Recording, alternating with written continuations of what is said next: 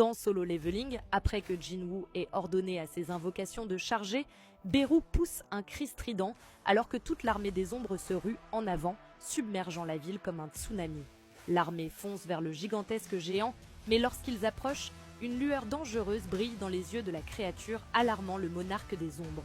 Soudain, le géant disparaît et traverse l'armée à une vitesse fulgurante, tranchant les rangs d'un seul coup.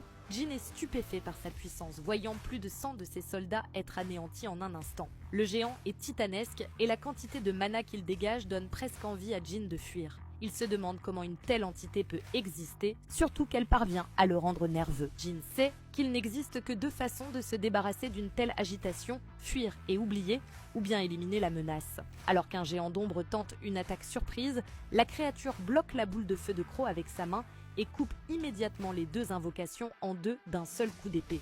Des fourmis l'assaillent, mordant son pied colossal, mais il les projette d'un puissant coup de pied. À ce moment-là, Beru s'apprête à attaquer, mais Jin lève la main et ordonne à ses généraux d'attendre. Pas encore, tout cela est dans mes prévisions. Jin sait qu'il a suffisamment de mana à disposition et doit continuer l'assaut pour découvrir la faiblesse de l'ennemi. Son mana s'épuise peu à peu alors que ses ombres sont écrasées. Il remarque que le géant ne semble jamais se défendre car son mana forme une armure protectrice autour de lui. Pourtant, une attaque a réussi à passer. C'est alors que Jin invoque Kai'Zel et passe à l'offensive avec ses généraux.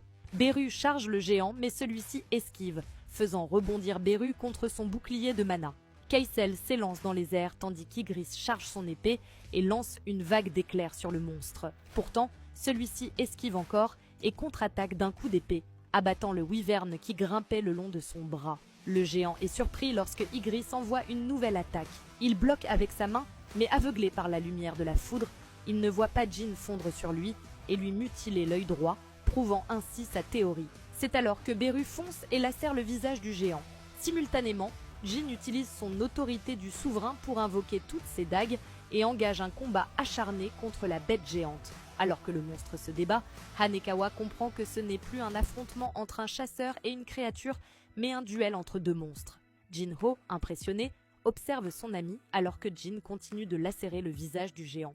Finalement, il utilise mutilation pour réduire son œil en morceaux, faisant jaillir du sang tandis que le géant hurle de douleur. Jin appelle Beru, qui plonge directement dans l'orbite du monstre et spamme mutilation de l'intérieur.